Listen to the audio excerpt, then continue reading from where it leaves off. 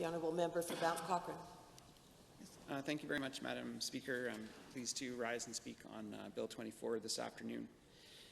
I'd like to start out by saying what politicians say and do matters. You know, we can say one thing but do another, or we can say things that are congruent with our actions. And people are watching us. People in general have a mistrust of politicians, and unfortunately that's a label that we all wear, and it's on all of us to work against that perception of an incongruency of what we say and what we do, and people's perception of politicians and how they carry themselves. And I'd like to point out a bit of a paradox that we're dealing with, especially in relation to this bill, in that in this chamber we often hear about the importance of consultation and how important it is to go out and speak to Albertans to inform our opinions as their representatives, and so that when we come to this place and have discussions about important matters that are going to affect their lives, how important consultation is for us to inform our views. And the paradox that I'd like to point out is that the leader of the official opposition has based his assumptions and perhaps the caucus's, the opposition caucus's position towards this bill, perhaps based on a fallacy. And I think it's important to point that out. One of the groups that we turn to when we're making decisions like this on whether parents should be notified and the disposition of information that teachers may find out in the course of their work and what teachers should do with that information. When we're trying to deal with that question and wrestle with that very question on this bill, I think some of the most important people to speak to, amongst many, of course, including children and parents, but included in that is teachers. And fortunately, we have a public statement by the Alberta Teachers Association that I would like to read into the record, and I will plan to table the document in its entirety at my next opportunity. But I think it's really important to bring the voice of the teachers to this debate, particularly because the leader of the official opposition has placed the burden of whether or not to inform parents on the teachers. So that's a burden that we heard about from the member for Calgary East as her former role as a teacher, that she wouldn't want that burden placed on her as a professional.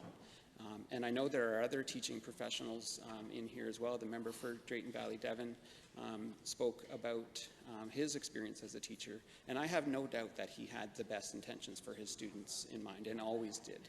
I have no doubt about that at all.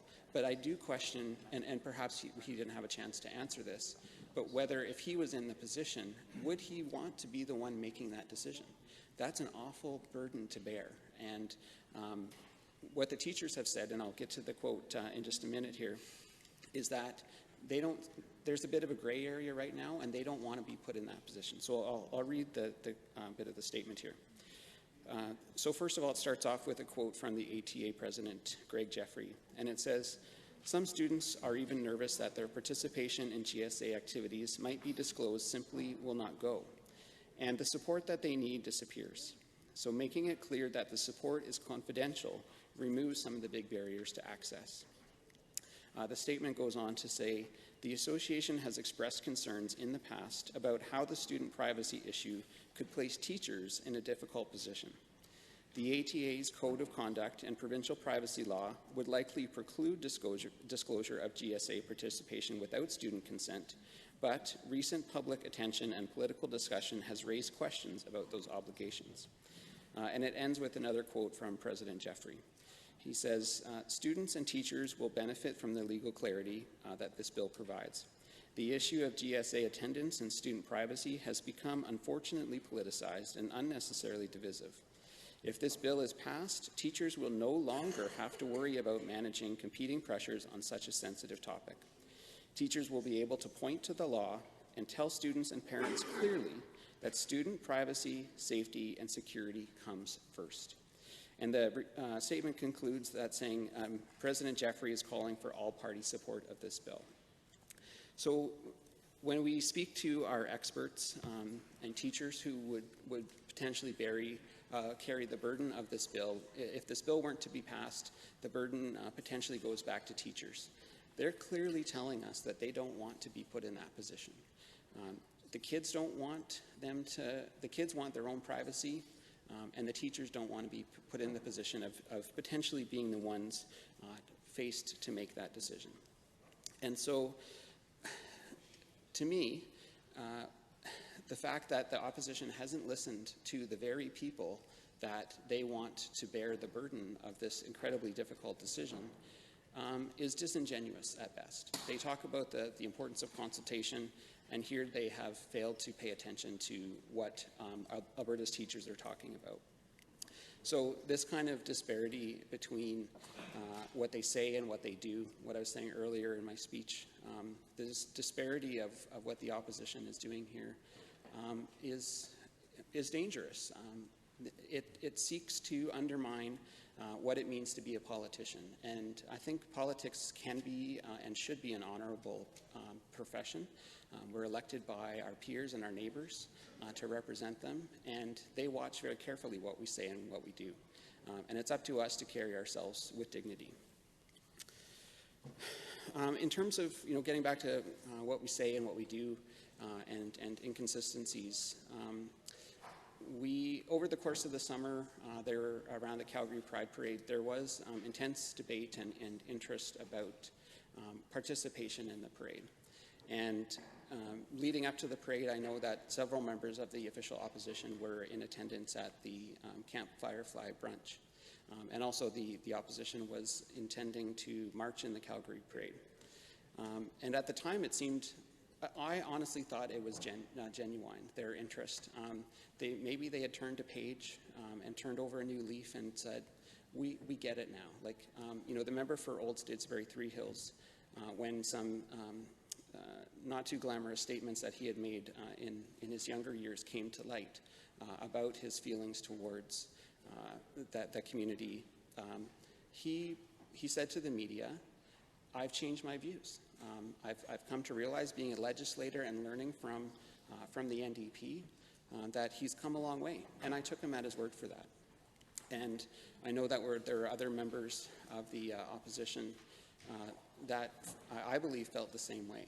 And now we come to a point where we're debating a very bill that community, the LGBTQ community, is saying, please pass this. This is what we want. It makes sense for us. It makes us feel safe. And it makes it feel like you're listening. They want to know that the politicians are listening. It's not a partisan issue. It's about making safe places for kids. And it really just comes down to that. So I think when we examine the entirety of the issue, it's really baffling to me. And I'm coming from a genuine place when I say this. I thought this was going to be something that we can celebrate together as a nonpartisan issue. And so I'm sorry to see that that's not the case. But I do have faith that some members over there will have their conscience bring them to a place where they can't support the caucus agenda and the direction of their leader. The member for Rimbey Rocky Mountain House Sundry did promise to the members over there that they would have a free vote. And so it's important for all the members of this legislature to look very carefully at and consider very carefully what their position and how they're going to vote on this. Because as the member for Calgary Shaw said, history will judge you by your actions. And people are paying attention to this. People want to know that they're being heard, and people want to know that what's at the element of this bill is keeping kids safe. If that's what's most important, they can demonstrate that by their actions. I know that my father was a teacher. He taught high school English for quite a number of years, and it was great to go visit him from time to time at school. When he'd walk the halls, everybody knew who he was, and he was very well respected. And so I had the opportunity to speak with him and ask him, as a former teacher, he's now retired, would he want to be put in the position of telling parents about their kids? And he said, I couldn't bear that. I couldn't bear that responsibility. It's not something that I would want to have done. And what we're doing here with this bill makes a lot of sense. Thinking about my parents and my own experience as a kid in school, I got bullied a lot in school, and I was even afraid to tell my parents that I got bullied. I couldn't imagine, I couldn't put myself in the place of being an LGBTQ youth and having to tell my parents something like that when I could barely tell them that I was being bullied. I think the only way that they found out is I might have gotten beaten up at school that day, and I came home and they said, "What happened to you?" So I finally told them. And they went and fixed it right away. I have a great relationship with my parents, and I felt like I could tell them anything, but sometimes as a kid you just don't see it that way. So when I think about my own experience and how difficult that was, and put myself in the shoes of LGBTQ kids, the courage that they express, and also the courage that's been expressed by members of the Assembly who are openly LGBTQ in the community, it's remarkable. And I think we owe them a debt of gratitude for their courage, and they're sharing their lived experience with us, and so that we can have a better understanding and appreciation of what they've gone through. I do want to touch a little bit on language and how language matters too, and what we say and what we do. Coming back to language, sometimes things as simple as asking, do you have a girlfriend or a boyfriend? Or do you have a husband or a wife? When you ask someone that, if you don't know what their sexual orientation or gender identity is, that can put them off. And so I've tried to make a conscious approach to trying to use non-binary language. And it's difficult, but it's something that I'm trying to be better at. Even some people will say, "Oh, you're being too politically correct." That's political correctness, and political correctness has no place in our language anymore. Well, you know what? I don't think being politically correct is the wrong thing to do. I think it's about using inclusive language. It's about respecting the way people want to be addressed. If someone says, "I want to be called a he," well, who am I to say that they don't want to be called that way? That's the way that they prefer to be addressed, and that's the way I would address them.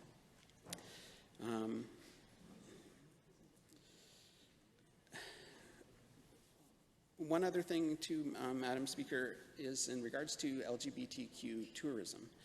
I think it's important when Alberta is having a discussion in 2017 about whether to make safe places for kids, for gay kids. And so, the entire country and perhaps the world is watching Alberta have a debate about this sensitive issue, but also wondering, hey, it's 2017, why are you guys still stuck on this kind of stuff? Well, unfortunately, we do need to have this debate because we do need to protect safe kids. But the debate we're having also reflects on Alberta's position in the world, and people look at us and go, hey, I'm a part of the LGBTQ community. I want to go travel and spend my travel dollars in places that support this community. And so if we can send a message to the world and make sure Alberta's reputation is one where people feel safe no matter what their gender identity is or what their sexual orientation is, people from around the world will say, I want to travel to Alberta. This is a place where I can feel safe, I can spend my money, and I know that the people that I meet on the streets are going to welcome me. And I think that's incredibly important to understand, and something that we want the world to take notice of. I do want to just briefly mention two organizations in my constituency, Banff Pride and Your Life Out, which is a gay support group in Cochrane. They do fantastic work. I really appreciate the fact that they're supporting the community and that they've also welcomed me into, I've gone to a drag show a number of times in Banff, and wow, Madam Speaker, I invite all of you to come because it is a fantastic show. Their entertainment there is second to none. You'll have a lot of fun, and I'd really like to thank them for the work that they do, supporting the community and making sure that we can have these kinds of conversations and make people feel supported. So I thank you very much for your attention, and 100% in support of this bill, and I encourage all members to do the same. Thank you.